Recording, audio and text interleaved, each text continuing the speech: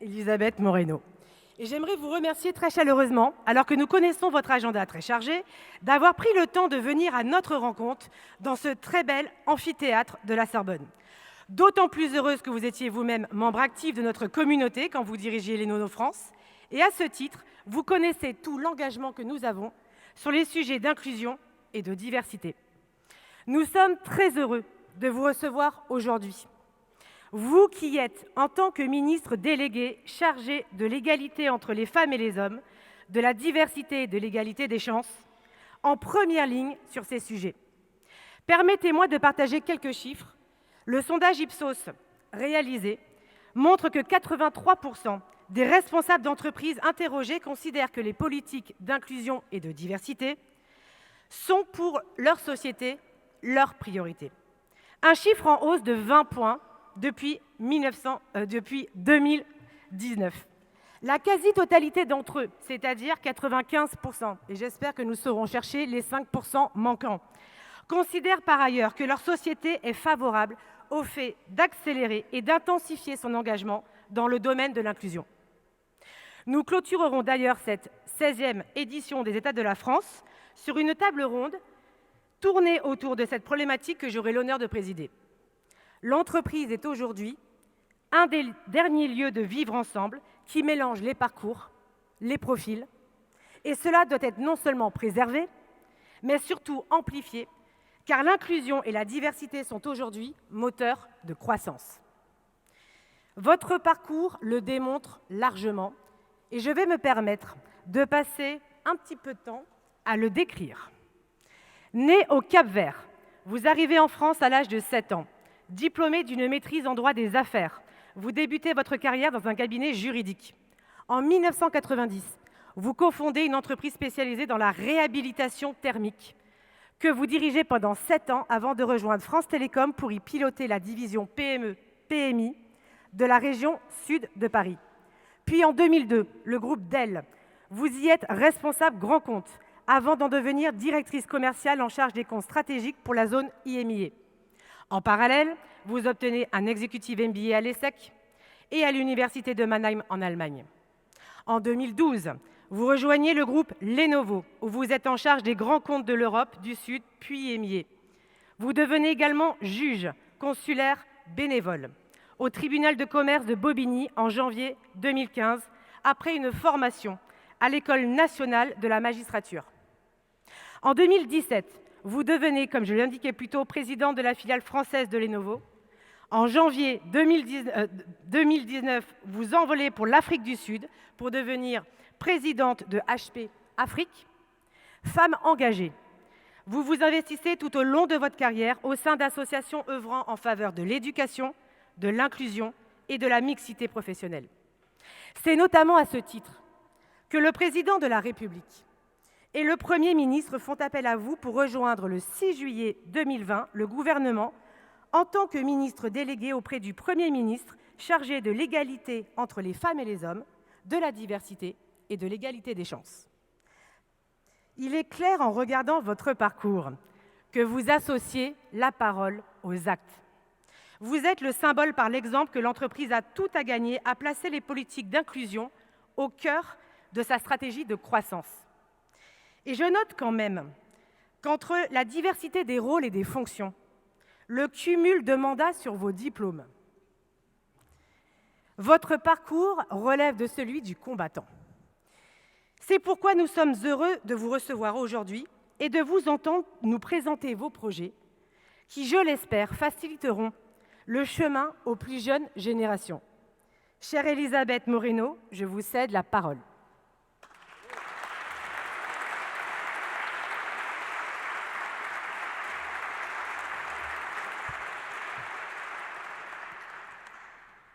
Bonjour. Bonjour à toutes et à tous. Je ne peux pas vous cacher l'émotion et la joie qui est la mienne de vous retrouver ici et de retrouver plein de visages amis. Il y a encore quelques temps, j'étais effectivement de ce côté de la scène et c'est un véritable bonheur pour moi que d'être avec vous cet après-midi. Cher Denis, où est Denis ? Oui. Ah Je suis très heureuse de te retrouver ici. Je veux saluer évidemment Christian et Pascal et pardonnez-moi, je ne vais pas citer tout le monde parce que sinon les 30 minutes ne me suffiront pas. Mais c'est un véritable bonheur, comme je vous le disais tout à l'heure, pour moi d'assister à cette 16e édition des États de la France après ces longs mois de visio où personnellement je n'en pouvais plus. Il y en avait qui étaient beaucoup plus sympas que d'autres. Je pense notamment à celui que j'ai eu avec vous au début de cette année, au mois de janvier, où nous avons pu échanger sur des sujets que je vais aborder aujourd'hui et qui me tiennent extrêmement à cœur, comme vous pouvez l'imaginer. Je vais commencer avec une citation de Winston Churchill, non sans la pointe d'ironie qui le caractérisait tant. Il ne faut jamais gaspiller une bonne crise. Construire maintenant un nouveau monde, telle est donc l'ambition qui vous réunit, qui nous réunit aujourd'hui. Et je dois avouer qu'un discours ne suffirait pas pour y répondre, il faudrait presque une dissertation philosophique tant le sujet est vaste. Construire et reconstruire, c'est l'histoire même de notre pays. Et je ne connais en effet aucune nation dans le monde à la fois pétrie d'autant de certitudes et en proie au doute permanent que notre pays. Et c'est l'histoire qui nous a portés jusqu'ici. Et le sujet sur lequel j'interviens devant vous aujourd'hui est à la fois hautement philosophique, mais également extrêmement concret. J'en ai l'intime conviction, ce nouveau monde auquel vous travaillez à la construction se fera au travers de valeurs universelles de liberté, d'égalité et de fraternité. La notion d'inégalité est à la racine des enjeux auxquels nos sociétés sont aujourd'hui confrontées. Les nouvelles générations, notamment, la placent aux côtés de l'environnement, au cœur de leurs préoccupations. Et comme vous le savez, l'égalité est au cœur de notre pacte républicain. C'est une véritable passion française qui a toujours enflammé le cœur de la France, déjà bien avant que la Révolution ne la porte aux nues. Elle est inscrite sur les frontons de nos édifices publics, elle est placée au centre de notre devise nationale et elle est à la fois un idéal et un objectif.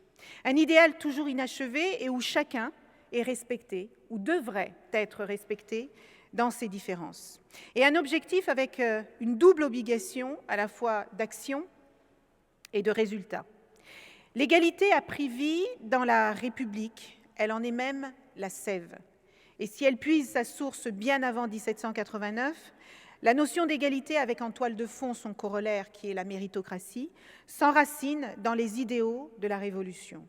Et en abolissant les privilèges féodaux, la Révolution a érigé un monde où la naissance n'est plus l'épicentre de la réussite, mais où les qualités, les efforts et le courage de chacun en déterminent l'ascension. En d'autres termes, en brisant cette inégalité insurmontable, elle a fait de l'égalité l'ADN et l'axiome fondateur de notre République. Et elle est mise en tension permanente, comme l'écrivait Tocqueville, avec la liberté. Sans égalité, il n'y a pas de liberté possible. La République devrait nous permettre, elle devrait permettre à chacun, en tout cas c'est son ambition, de s'élever, de réussir, de penser par soi-même, de forger sa propre identité, et ce, indépendamment de nos origines sociales ou culturelles, de notre sexe, de notre patronyme ou de notre orientation sexuelle, ou encore moins de nos croyances. Le principe d'égalité est donc synonyme de justice sociale et d'émancipation. En définitive, c'est la reconnaissance de chacun pour ce qu'il fait et non d'où il naît. Mais nous devons être à la fois lucides et humbles. Aujourd'hui, pour beaucoup de nos concitoyens, l'instrument méritocratique semble cassé. L'égalité n'est pour eux qu'un principe vide de son sens, voire même un leurre. Et la méritocratie ne serait que la bonne conscience des gagnants ou le baume des bonnes âmes. Souvent, dans mes déplacements, je rencontre des jeunes qui n'y croient pas et des parents qui n'y croient plus. La résignation a gagné les cœurs, comme parfois les esprits. Et cette résignation, nous tous ici présents, nous devons l'entendre. Et nous avons le pouvoir d'y répondre. Parce qu'une nation qui ne croit plus en l'ascension sociale, qui ne croit plus en ses élites et leurs possibilités de renouvellement, est une nation aux proies au doute. Nous devons dès lors régénérer la promesse républicaine d'égalité. L'égalité doit être concrète et elle doit être pragmatique. Et ce ne peut être uniquement de l'incantation, pour notre nation, pour nos entreprises et pour nos concitoyens. Comme l'ont révélé de nombreuses études, la mobilité sociale reste ankylosée dans notre société, plus qu'ailleurs dans les autres pays de l'OCDE. Et l'égalité des droits ne signifie pas pour autant l'égalité absolue ni l'égalité réelle. J'en ai l'intime conviction, peut-être parce que j'en suis le fruit, que nous devons au contraire briser les chaînes du déterminisme. Parce que ce déterminisme est l'antithèse de l'idée républicaine d'émancipation. Cette idée qui est justement censée rééquilibrer les inégalités de naissance qui parfois s'accumulent au cours de l'existence.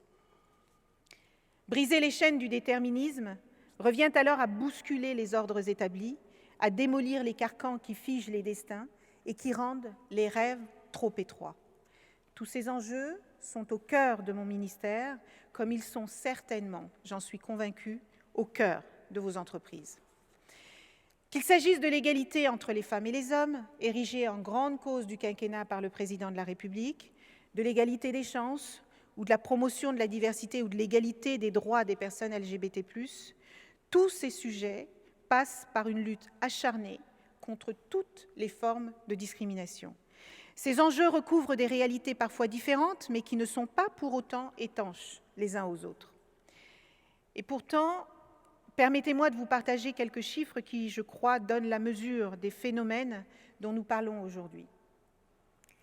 D'après un sondage réalisé en 2019 par Harris Interactive dans le monde professionnel, 32% des femmes déclaraient avoir déjà renoncé à exprimer leur opinion face à un homme parce qu'elles pensaient qu'elles ne seraient pas écoutées en tant que femmes. 32%. Et 31% affirmaient avoir déjà laissé un homme prendre la parole alors qu'elles maîtrisaient mieux le sujet que lui. Par ailleurs, à poste équivalent, les femmes gagnent en moyenne 17% de moins que leurs homologues masculins. Une étude du Boston Consulting Group soulignait en 2018 que 46% des personnes LGBT+ avaient menti sur leur orientation sexuelle en entreprise pour ne pas être stigmatisées. Ça fait presque une personne sur deux. Et enfin, une enquête réalisée pour le Conseil présidentiel pour l'Afrique révélait en février dernier un certain malaise des Français d'origine étrangère. 73% d'entre eux considèrent en effet que l'intégration dans la société française fonctionne mal. Et les 3/4 estiment que l'égalité des chances n'est pas respectée. Ces statistiques mettent en lumière des réalités évidemment différentes. Mais elles témoignent toutes d'inégalités et de discrimination, réelles ou perçues comme telles. Et j'insiste bien sur le fait que nous tous ensemble, pouvons collectivement les enrayer. Parce qu'il ne peut subsister dans notre pays d'égalité à plusieurs vitesses, parce qu'il ne peut subsister de citoyens relégués à la remorque de notre société, voire parfois invisibilisés. Nous avons donc tous et toutes une lourde responsabilité commune. Une lourde responsabilité parce que ces discriminations et ces inégalités, en plus d'être des entorses à notre pacte républicain, brisent des destins, elles gâchent des potentiels et par ricochet, elles égratignent les fondements de notre cohésion sociale. À la place qui est la mienne aujourd'hui, j'en mesure le poids et les enjeux. Et j'ai conscience des attentes importantes d'une partie des Françaises et des Français. Lutter contre les discriminations et donner toute sa place à notre France plurielle, c'est au bout du compte réconcilier l'idéal républicain avec la diversité de notre société contemporaine. Et à cet égard, nous pouvons nous réjouir de constater que de plus en plus d'entreprises font de la diversité et de l'inclusion l'une de leurs priorités stratégiques. La progression de 20 points de l'attention portée aux enjeux d'inclusion par les entreprises en l'espace de 2 ans est extrêmement significative. Et comme le révèle votre sondage, je me réjouis que 95% d'entre vous se disent prêts à intensifier leur engagement dans ce domaine. Parce que ce combat est un combat collectif. Alors que fait le gouvernement pour rendre concrète cette promesse d'égalité et d'inclusion? Les réponses que nous apportons sont plurielles. En matière d'égalité entre les femmes et les hommes dans le monde professionnel, beaucoup de progrès ont été accomplis ces dernières années. Comme Muriel Pénicaud a dû vous en parler ce matin, elle a mis en œuvre l'index de l'égalité professionnelle qui a été créé en 2018 et qui concerne dorénavant toutes les entreprises de plus de 50 salariés en France. Son obligation de transparence est aujourd'hui bien intégrée par les entreprises et elle a déjà commencé à porter ses fruits. Les plus petites entreprises se sont prêtées cette année pour la deuxième fois à cet exercice et on voit qu'elles aussi progressent. Ce ne sont pas que les grandes entreprises du CAC 40 ou les filiales des grands groupes étrangers qui avancent bien sur ces sujets-là. Même les entreprises de plus petite taille s'en sont emparées. Néanmoins, la dernière vague 2021 qui a été publiée récemment nous a révélé l'ampleur du travail qu'il nous reste à parcourir. Seulement 2% des entreprises concernées par l'index ont obtenu la note de 100% à l'égalité salariale, alors que ça devrait être la norme. La bonne nouvelle, c'est qu'on ne peut que progresser.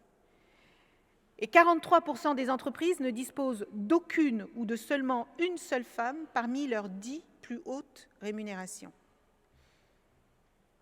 C'est la preuve qu'il reste des marges de progression et que la majorité des entreprises doit encore produire des efforts significatifs pour faire progresser l'égalité entre les femmes et les hommes. Et face à cette situation, je considère qu'il faut redoubler d'efforts en termes de mesure des progrès réalisés. Je sais, bien sûr, combien les entreprises aiment à se doter d'objectifs, des objectifs qui soient mesurables et qui soient mesurés. Parce que ce que l'on ne compte pas, ne compte pas. C'est pourquoi aujourd'hui, avec Elisabeth Borne, nous sommes résolument déterminés à accélérer sur ce sujet.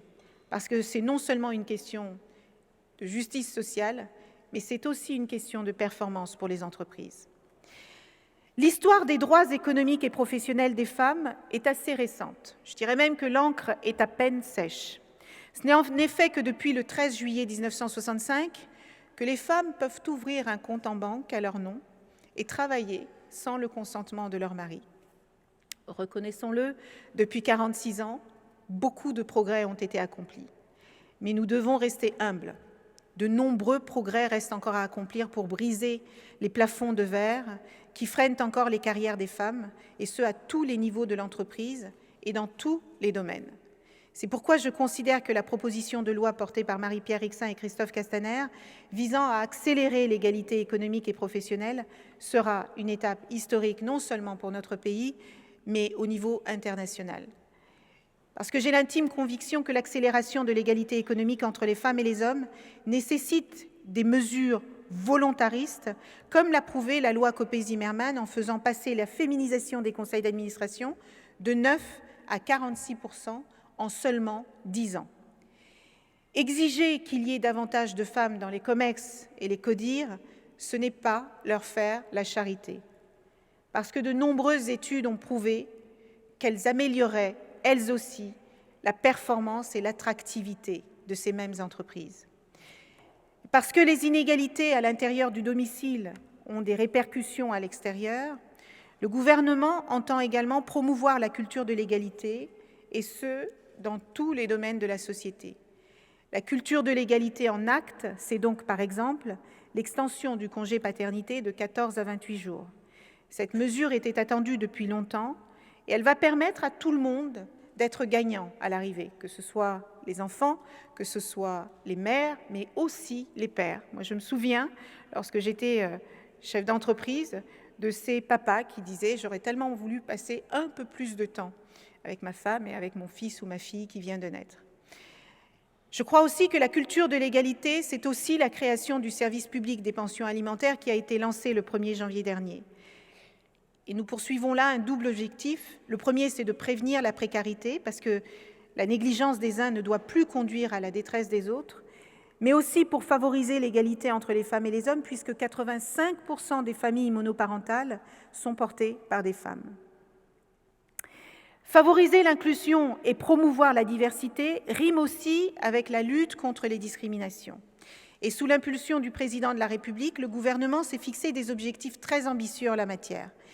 Ces discriminations, dont nous pouvons tous un jour être soit victimes, soit témoins, se manifestent de manière visible ou parfois insidieuse dans toutes les sphères de notre société.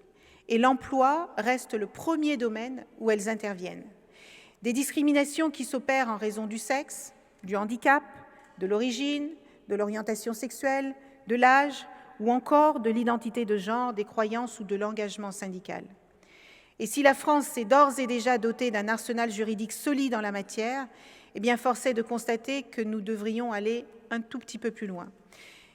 Il s'agissait d'une demande forte exprimée par nos concitoyens et a fortiori par les jeunes générations qui sont déjà ou qui arrivent sur le marché de l'emploi.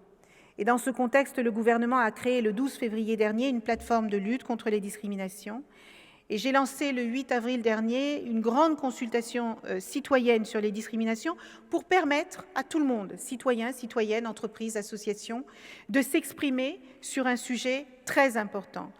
Et cette consultation était un peu un exercice inédit sur le sujet parce que pour moi, il s'agissait de faire en sorte que nous laissions tomber ce côté parfois victimaire quand on parle des discriminations et qu'on s'en saisisse comme un objet de développement, de croissance et de rassemblement des uns et des autres. Et cet exercice, on a voulu le mener sans tabou, puisqu'on voulait adresser toutes les situations de discrimination. Il y a eu 135 000 visiteurs sur la plateforme qui a été mise en place pour cela, et je me réjouis que cette consultation ait rencontré un tel engouement parce que la jeunesse en particulier s'y est exprimée de manière extrêmement volontaire. On a eu plus de 6 000 propositions, c'est vous dire combien ce sujet intéresse et parfois préoccupe. Et aussi parce que la diversité de notre France plurielle doit pouvoir se déployer pleinement dans tous les domaines et à tous les échelons de notre société, mais aussi parce que de nombreuses entreprises souhaitent se doter de politiques de gestion des talents et des compétences de manière plus inclusive, je propose de créer un index de la diversité et de l'inclusion. Cet index est né de nombreuses discussions que j'ai pu avoir par le passé ou récemment avec des entreprises qui me disaient « le sujet de la diversité n'est pas un sujet facile à aborder ». Bien sûr qu'on sait que c'est quelque chose d'important, mais on sait aussi que c'est un sujet qui peut être abrasif et on veut le prendre de la bonne manière.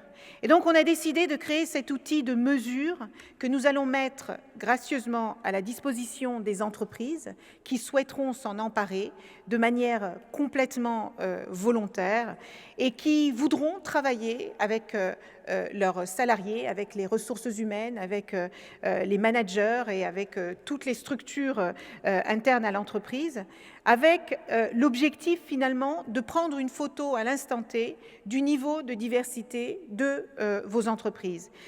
Et l'idée derrière ça, ça n'est pas évidemment seulement de prendre une photo, c'est également de travailler avec plusieurs structures, que ce soit des structures privées ou des structures associatives, qui, elles, sont engagées dans les questions de l'inclusion depuis longtemps, et de vous apporter des idées, des recommandations, des suggestions sur la manière dont vous pouvez recruter de manière plus inclusive, la manière dont vous pouvez gérer les mobilités de carrière de manière plus inclusive ou la manière dont vous pouvez retenir vos talents parce que, comme je vous le disais tout à l'heure, les jeunes générations en particulier sont extrêmement sensibles à ces questions.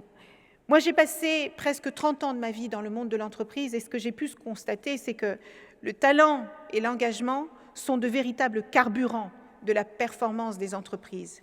Et je crois que vous avez tous et toutes intérêt, et puisque vous avez mis ce thème à la discussion de cette reconstruction du monde post-Covid, vous l'avez déjà compris, je crois que les entreprises les plus compétitives de demain, les entreprises les plus durables, les entreprises qui seront les plus attractives, sont les entreprises qui seront le plus ouvertes à la pluralité ou à la diversité de notre pays. Bien sûr, il y a de nombreuses études qui l'ont prouvé, mais vous le vivez au quotidien. Il n'y a pas un seul chef d'entreprise que je n'ai rencontré ces derniers temps qui ne m'ait parlé de la difficulté qu'il ou elle avait à recruter, ou quand il arrivait à recruter, la difficulté qu'il ou elle avait à retenir ses talents. Et c'est pour ça que depuis mon arrivée au gouvernement, ça fait maintenant 14 mois, eh bien, je n'ai cessé d'échanger avec les acteurs du MEDEF, avec le groupement du patronat français, avec des entreprises comme les vôtres, avec l'AMCHAM, parce que peut-être parce que je viens de ce monde, je me rends compte combien le rôle des entreprises va maintenant bien au-delà des indicateurs financiers, des indicateurs de performance financière, des KPIs que vous pilotez au quotidien.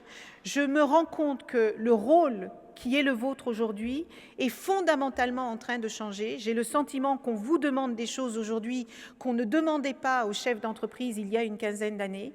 Vous êtes beaucoup plus exposés. On vous demande de prendre beaucoup plus la parole sur des sujets sur lesquels nous ne nous serions pas exprimés il y a encore quelques années. Pourquoi ? Parce que je crois que votre rôle sociétal va bien au-delà de la question de la RSE et on ne peut plus se contenter de cocher une case en fin d'année fiscale pour dire qu'on a mené les actions nécessaires. Je crois qu'il faut s'impliquer personnellement sur ces questions.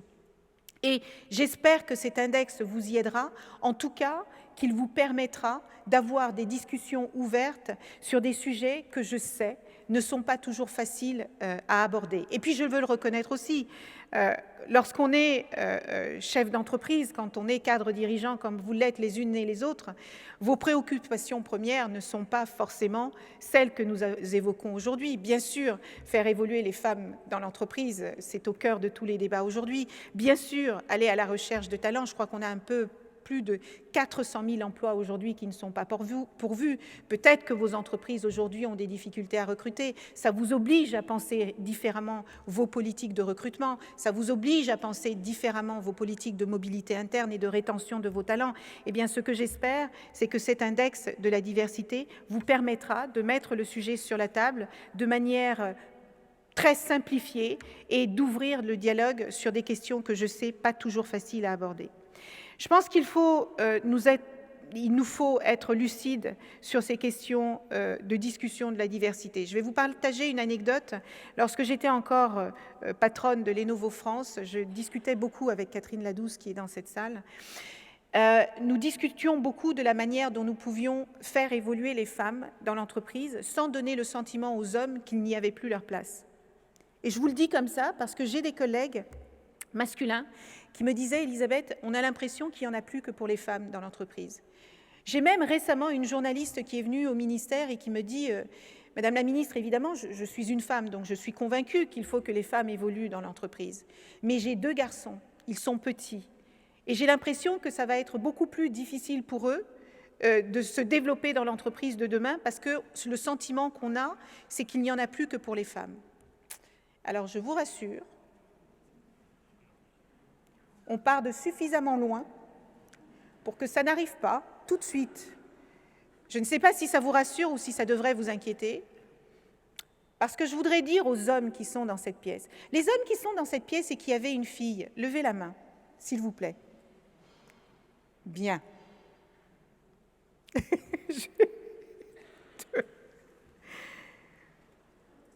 Je pense que pour vous, il va être de plus en plus difficile d'expliquer à vos filles pourquoi, alors même qu'elles sont aussi diplômées, aussi capables, aussi compétentes que n'importe quel autre garçon de notre pays ou que n'importe quel autre homme, il va être de plus en plus difficile de leur expliquer que du début à la fin de leur carrière ou de leur vie, elles seront moins bien traitées que les hommes.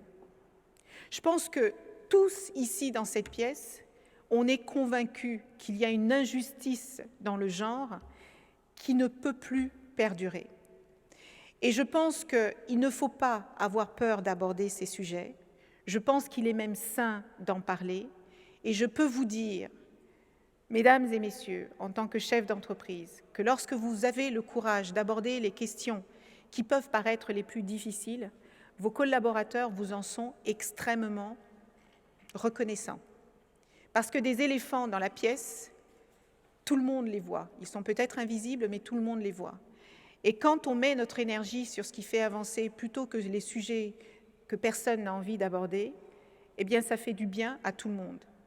Et dans un contexte où finalement la Covid a jeté une lumière assez crue sur les inégalités de notre société, et même si je sais on vous en demande beaucoup, et comme je vous le disais tout à l'heure, je pense que votre rôle, au-delà du rôle économique, devient aussi un rôle sociétal, fait beaucoup, beaucoup, beaucoup de bien.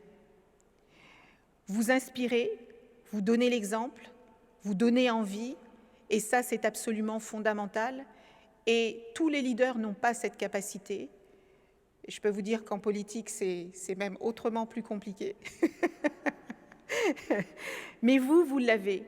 Et je crois qu'il y a un idéal qui est en train de naître derrière le rôle des chefs d'entreprise, qui vous donne bien sûr des responsabilités, mais qui vous donne aussi la possibilité de reconstruire un monde post-Covid qui soit beaucoup plus juste et beaucoup plus inclusif. Amélie de Montchalin est en train de travailler, par exemple, au travers de ce dont vous avez entendu parler, les prépas talents, qui vont accueillir des élèves de milieux modestes pour répondre à cette problématique. Peut-être avez-vous vu cette étude de l'OCDE qui dit que dans notre pays, il faut à un enfant d'ouvrier 6 générations pour atteindre la classe moyenne. 180 ans. 180 ans. Comment est-ce qu'on peut grandir quand on est jeune en se disant « je peux faire tout ce que je peux, je ne ferai jamais mieux que mes parents ». Et comment donner de l'espoir à des parents en leur disant « si vous êtes ouvrier, les 6 générations de vos enfants qui viendront n'atteindront pas votre niveau ». Compliqué, c'est extrêmement compliqué. Et je le crois, vous avez dans le rôle qui est le vôtre aujourd'hui la possibilité de changer cette donne. Et je ne vous le dis pas, moi je ne suis pas une femme politique, ça se saurait. Je ne suis pas une professionnelle de la politique, je vous parle de cette manière parce que je le pense très profondément. Moi, j'ai été inspirée par des chefs d'entreprise qui m'ont montré des choses que je n'imaginais pas possibles. Et je vous parle de cette manière parce que je veux juste que vous compreniez que vous avez entre vos mains le pouvoir de rendre ce monde plus juste et plus égalitaire. Mesdames et messieurs, l'égalité des chances constitue le fil rouge de la fin de notre quinquennat. Depuis 2017, une myriade de politiques publiques a été déployée pour permettre à chacune et à chacun d'accomplir ses rêves pour ne pas laisser qui que ce soit au bord de la route. Je ne veux pas vous dresser une liste à l'après-vert, mais je voudrais vous partager quelques éléments parce que je sais que l'information est importante. Dans l'éducation nationale, Jean-Michel Blanquer a par exemple instauré l'école obligatoire dès l'âge de 3 ans, parce que ça doit commencer dès le plus jeune âge. Il a dédoublé les classes de grande section de CP et de CE1 dans les réseaux d'éducation prioritaire. Il a mis en place un internat d'excellence par département. Il a développé les cordées de la réussite et les cités éducatives pour que toutes les solutions arrivent au plus proche de ces enfants qui en ont le plus besoin. Et cette volonté s'est également déclinée dans l'emploi, à travers le plan « Un jeune, une solution », ainsi que le plan d'investissement dans les compétences qui a mobilisé l'investissement de 15 milliards d'euros sur toute la durée du quinquennat pour les personnes qui sont peu ou pas qualifiées. Ces dispositifs publics s'adressent en priorité évidemment aux habitants des territoires les plus fragiles. Je pense aux quartiers urbains défavorisés, je pense aux territoires ruraux, je pense aux territoires ultramarins. Et à cela s'est ajouté le plan pauvreté que le comité interministériel des villes et l'agenda rural ont mis au cœur de leurs discussions. L'idée étant de faire de la promesse républicaine d'égalité une réalité concrète et effective sur l'ensemble du territoire et pas seulement dans les grandes villes. Vous constaterez donc que ce gouvernement est véritablement mobilisé pour sa jeunesse et pour les personnes les plus en difficulté, mais nous sommes évidemment conscients que nous n'y arriverons pas seuls. Et le record franchi en 2020 en matière d'apprentissage en est d'ailleurs l'illustration, puisque alors même que nous étions dans une période de crise sanitaire absolument extraordinaire dans tous les sens du terme, eh bien, nous avons eu plus de 500 000 jeunes qui ont pu bénéficier d'un contrat d'apprentissage. Nous n'y serions jamais arrivés sans vous, et c'est pour cela aussi que nous croyons beaucoup au travail public et privé pour avancer sur ces sujets. Et toutes ces mesures apportent, je crois, une confiance absolument indispensable pour sortir de la crise dans laquelle nous sommes engoncés aujourd'hui et pour faire en sorte que notre économie reparte de plus belle. Et comme l'a révélé une étude récente d'Ernst & Young France, le regard porté par les entreprises étrangères sur la transformation de notre pays est aujourd'hui très positif. Je le sais parce que j'ai été à votre place. Quand les CEO internationaux voient ce qui se passe en France aujourd'hui, ça leur donne davantage confiance pour investir, que ce soit matériellement, que ce soit humainement, et vous donner à vous la possibilité de briller et de faire briller votre entreprise et de faire briller la France par la même occasion. Et c'est pour ça que nous devons absolument poursuivre ce mouvement. Mesdames et messieurs, pour paraphraser un illustre prix Nobel de littérature, symbole de l'égalité des chances, la tâche de notre génération est immense. Elle consiste à empêcher que notre monde ne se défasse. Et pour cela, nous devons absolument redonner du sens aux valeurs de notre pacte républicain d'égalité et d'inclusion. Redonner du sens non pas en les appréhendant comme des cases à cocher, mais comme des outils positifs de compétitivité et d'attractivité, et donc de performance et de durabilité. Ces valeurs, en réalité, répondent aux besoins des entreprises. Redonner du sens, c'est ce que vous faites aujourd'hui, en vous réunissant 2 jours pour réfléchir à ce monde de demain. Et comme l'écrivit Frantz Fanon, chaque génération doit découvrir sa mission, la remplir ou la trahir. Eh bien, à nous de la remplir pour retisser les fils qui nous lient, pour bâtir un destin commun où tout le monde trouvera sa juste place. Je vous remercie.